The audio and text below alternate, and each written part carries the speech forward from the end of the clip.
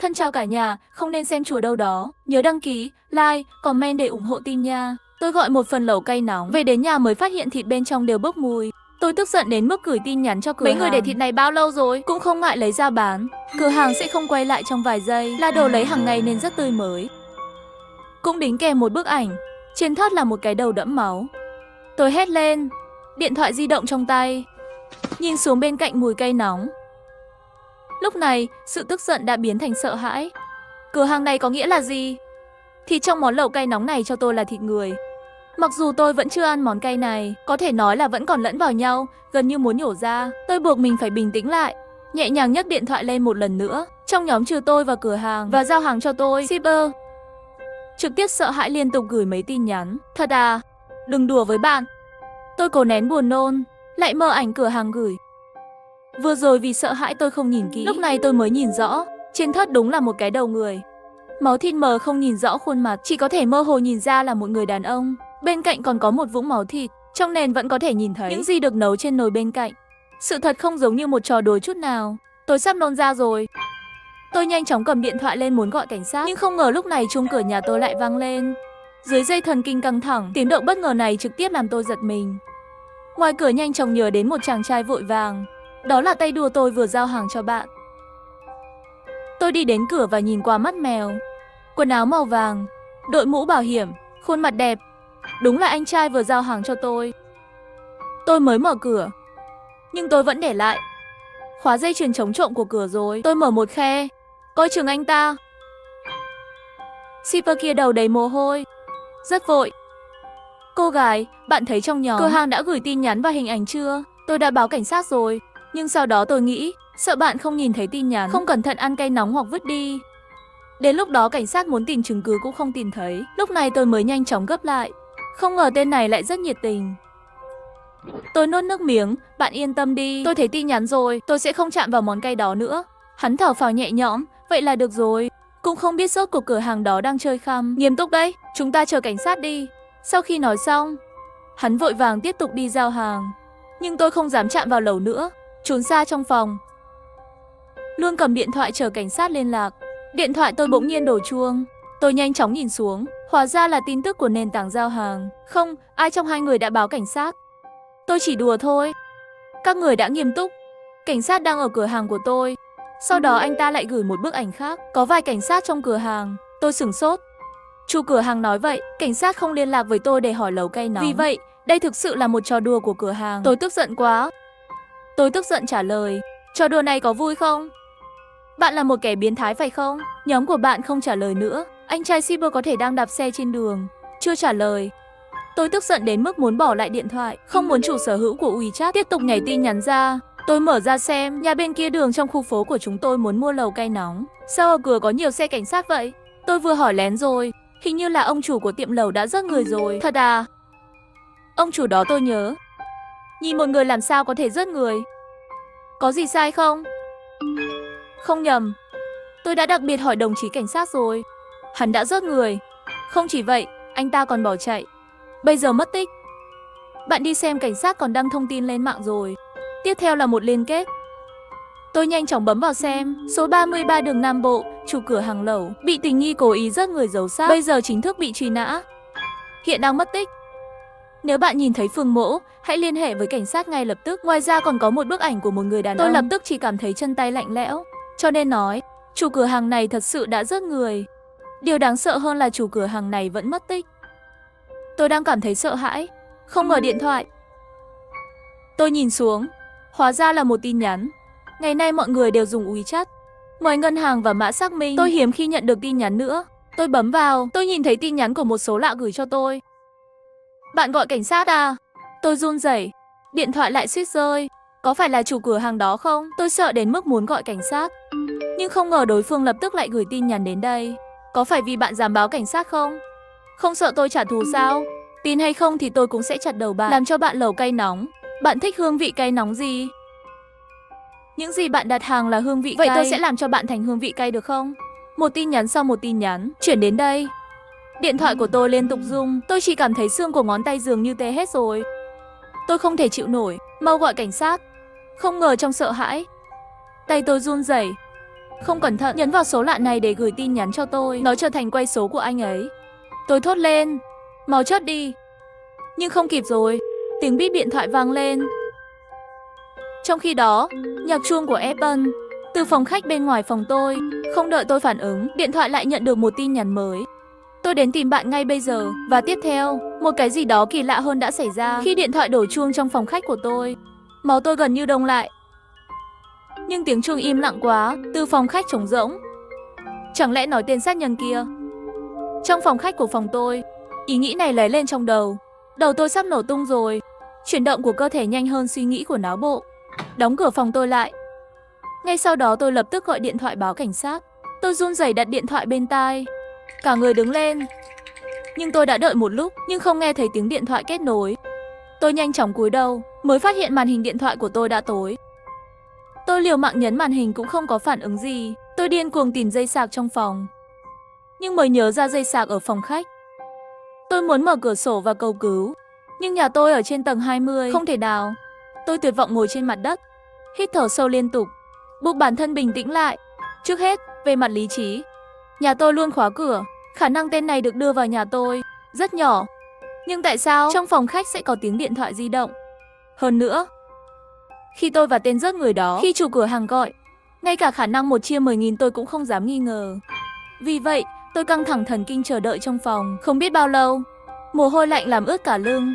Nhưng bên ngoài cửa không có động tĩnh gì. Cho đến khi bang bang bang, một tiếng gõ cửa đột nhiên vang lên từ ngoài cửa. Thần kinh tôi căng thẳng. Ngay sau đó liền nghe thấy ngoài cửa vang lên âm thanh kích động. Bạn có sao không? Tôi là người giao hàng cho bạn. Tôi lập tức sững sờ. Shipper. Sao anh ta lại quay lại? Bởi vì ở giữa là cửa và cửa của tôi cũng phải gào lên. Sao bạn lại ở đây? Hắn ngoài cửa lớn tiếng trả lời. Tôi thấy oa bâu trên mạng rồi. Tên chủ cửa hàng kia thật sự đã rớt người. Tôi lo lắng chuyện gì xảy ra với bạn, đặc biệt quay lại xem. Nghe được lời này tôi có chút muốn khóc. Đột nhiên có người quan tâm đến tôi. Nó khiến tôi cảm thấy hy vọng. Tôi không thể không hét lên. Tôi sợ chủ cửa hàng đó đang ở nhà tôi không dám ra ngoài. Hắn ngoài cửa nghe thấy lời tôi nói dường như cũng hoảng hốt. Hắn đang ở nhà bạn. Chờ đã, tôi sẽ vào ngay bây giờ. Mật khẩu của bạn là bao nhiêu? Lúc này tôi cũng thực sự quá sợ hãi. Vì vậy, tôi không suy nghĩ nhiều. Tôi đã thốt ra 1.314.250. Ngay sau đó có tiếng mở cửa.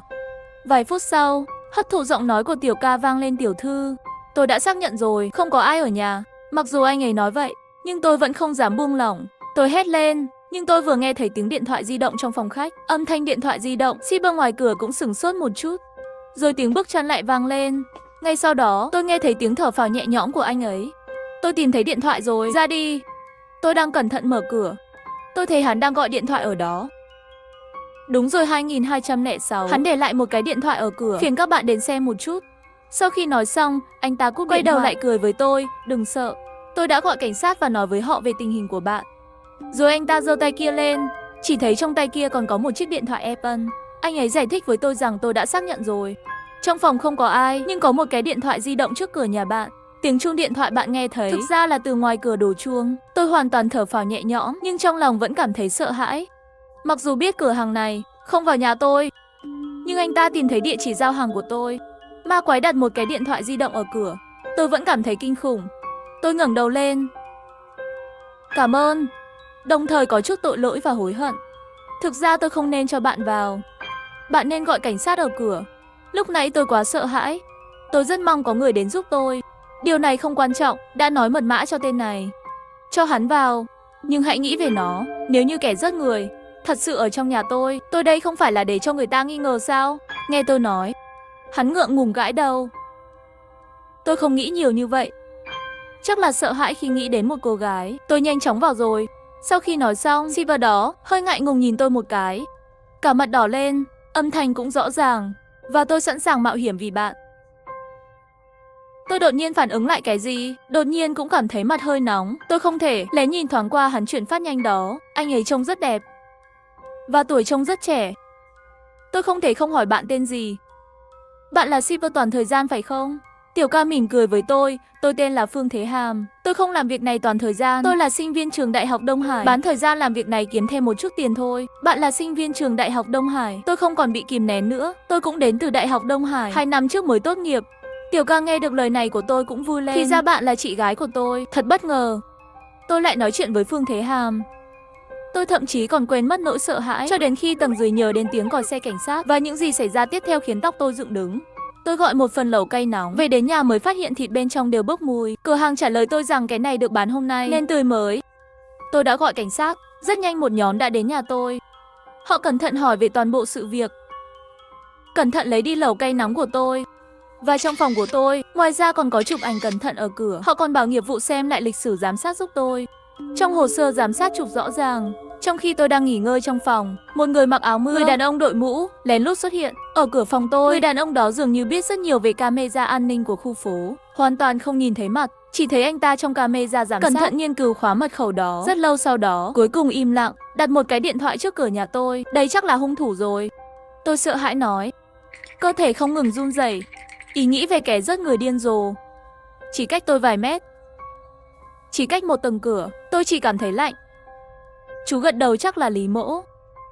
Hắn có thể nghĩ là bạn gọi cảnh sát cho nên muốn trả thù bạn. Tôi nghe xong chỉ cảm thấy buồn cười.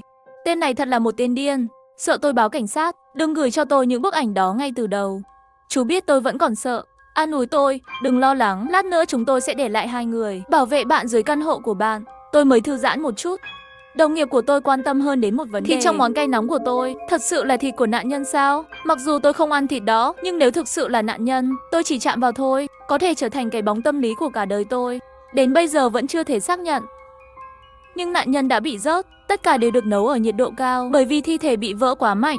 Chúng tôi cũng không thể xác nhận có phải một phần được gửi đến chỗ bạn không? Mặc dù chú cố gắng làm mờ tình hình một chút, nhưng mô tả ngắn gọn này thêm vào đó, kẻ giết người trước đó, ảnh gửi cho tôi vẫn không thể không tưởng tượng ra. Hình ảnh máu me, tôi gần như nôn ra. Xác nhận nạn nhân là ai chưa? Chú lắc đầu vì thiệt hại quá nghiêm trọng. Thêm vào đó, mặc dù hung ác nhưng rất cẩn thận, xử lý hiện trường rất sạch sẽ, cho nên chúng ta đến bây giờ không thể xác định được nạn nhân. Tôi nhanh đến chỗ Lý Mỗ không có ở đó. Nền tảng giao hàng đã gửi cho tôi một bức ảnh, có phải là đầu trên thớt không? Bức ảnh đó không thể giúp bạn xác nhận danh tính nạn nhân sao? Mặc dù bức ảnh đó không nhìn rõ khuôn mặt, nhưng chú chắc chắn có thể xem thêm thông tin. Chú gật đầu. Bây giờ có hình ảnh này của bạn, chúng tôi có thêm một manh mối. Tôi nghe thấy lời của chú, tôi không khỏi sững sờ. Trước đây các bạn chưa từng xem ảnh này sao? Không. Sau khi xảy ra vụ án, Lý đã tự lái xe bỏ trốn, điện thoại cũng không để lại. Chúng tôi không ngờ anh ta lại điên như vậy, sẽ gửi thịt đi, thậm chí sẽ gửi loại ảnh này cho khách hàng giao hàng. Vậy chúng tôi cũng không kiểm tra hồ sơ nền tảng giao hàng. Tôi càng thêm sửng sốt. Trước đây báo cảnh sát rõ ràng là Phương Thế Hàm, chẳng lẽ lúc đó anh ta không đưa lịch sử trò chuyện cho họ sao? Không, chính xác hơn, hãy lắng nghe họ. Họ dường như không biết gì cả. Lý Mỗ gửi cho tôi chuyện chủ cửa hàng, nếu không, bằng chứng quan trọng như vậy, đáng lẽ họ phải đến với tôi từ lâu rồi. Đó là lý do tôi luôn ở nhà, cho chú đến tìm tôi. Tôi đã tự hỏi tại sao họ không bao giờ đến, nhưng bây giờ có vẻ, dường như đến bây giờ họ mới biết. Lý Mỗ tặng tôi một bản lẩu nóng của xác chết. Thật kỳ lạ. Phương Thế Hàm không nói chuyện này khi báo cảnh sát sao? Nhưng anh ấy không nói anh ấy giải thích thế nào. Hắn biết Lý Mỗ giết người. Trong lòng tôi cảm thấy có chút kỳ lạ, đang muốn hỏi. Không ngờ lúc này, điện thoại của chú bỗng nhiên đổ chuông. Sau khi kết nối điện thoại, sắc mặt lập tức thay đổi. Tìm thấy xe của Lý Mỗ rồi. Được rồi, chúng tôi sẽ đi ngay bây giờ. Sau khi cúp điện thoại, nói chuyện với tôi ngay lập tức. Hung thủ Lý Mỗ muốn rời khỏi lãnh thổ, không ngờ lại xảy ra tai nạn trên đường, đã bị cảnh sát giao thông chặn lại rồi. Chúng tôi sẽ xử lý tình hình ngay bây giờ. Ở đây chắc bạn an toàn rồi. Nghe nói hung thủ bị bắt, cả người tôi nhẹ nhõm rơi xuống ghế sofa. Họ cũng vội vàng rời đi, bởi vì kẻ giết người đã bị bắt, họ không còn ai để bảo vệ tôi nữa. Sau khi các chú rời đi, Phương Thế Hàm vẫn chưa vội đi, nhìn tôi lo lắng. Không sao chứ? Tôi miễn cưỡng kéo khóe miệng. Tôi ổn, tôi chỉ muốn ở một mình. Hắn rất chu đáo, đứng lên đi. Vậy tôi đi đây, có việc gì bạn gọi cho tôi. Vừa rồi chúng tôi đã trao đổi số và WeChat. Tôi tiễn Phương Thế Hàm, sau khi xuống dưới, phát hiện mình đã đói. Tôi đã không ăn gì từ trưa đến giờ. Nhưng bây giờ tôi muốn nôn khi nghĩ đến thịt. Tôi mua mấy ổ bánh mì ở cổng khu phố, về nhà. Nhưng không ngờ về đến nhà, tôi vừa đi dép lê ở hiên nhà, chưa kịp bật đèn, điện thoại của tôi đổ chuông. Là một con số lạ. Tôi kết nối điện thoại. Tôi vừa nghe thấy người chủ đó, giọng nói vội vàng vang lên. Chúng tôi đã tìm thấy xe của Lý, nhưng chúng tôi đã tìm thấy người lái xe trên xe hoàn toàn không phải là Lý. Cái gì? Mặt tôi thay đổi. Chú nói nhanh. Tài xế chúng tôi hỏi là có người đưa tiền cho anh ta, để anh ta giả làm Lý Mỗ lái xe ra khỏi thành phố. Tôi cũng hoảng sợ. cho nên Lý Mỗ bây giờ vẫn chưa tìm thấy. Có thể đến tìm tôi. Tôi lập tức sợ bị hỏng, nhanh chóng quay lại và khóa cửa lại. Nhưng không ngờ chú trên điện thoại lại nói không thể nào. Tôi sẽ gọi cho bạn. Còn một chuyện nữa muốn nói với bạn. Vừa rồi bộ phận giám định của chúng tôi gọi điện thoại. Bởi vì thịt của cửa hàng bị cắt nhỏ và làm nóng. Hiện trường xử lý cũng rất sạch sẽ, cho nên trước đây chúng tôi không xác nhận danh tính. Nhưng bây giờ, cuối cùng chúng tôi đã tìm thấy một kẻ giết người trong góc, không dọn dẹp sạch sẽ. Sau khi so sánh về vết máu tại hiện trường, chúng tôi phát hiện thi thể là chủ cửa hàng Lý Mỗ. Lúc này tôi mới hoàn toàn sửng sốt. Nạn nhân là Lý Mỗ. Anh ta không phải là kẻ giết người sao? Tin tức bất ngờ làm tôi chóng mặt. Giọng nói của chú trên điện thoại cũng có chút xin lỗi. Đây là sai lầm trong phán đoán của chúng tôi, bởi vì hiện trường vụ án là nhà bếp của Lý. Thêm vào đó là cửa sau của cửa hàng. Sau khi camera giám sát bắt được vụ việc, có một người đàn ông mặc quần áo của Lý đi lái xe của Lý đi. Mặc dù camera giám sát không chụp được khuôn mặt của người đàn ông đó, nhưng bởi vì anh ta ăn mặc chiều cao và Lý Mỗ đều giống nhau, cho nên chúng tôi tưởng là Lý Mỗ sau khi giết người chạy trốn. Chúng tôi đã xác định Lý là nghi phạm đầu tiên. Nhưng bây giờ chúng tôi điều tra phát hiện Lý Mỗ là người chớp. Vậy thì kẻ giết người là người khác.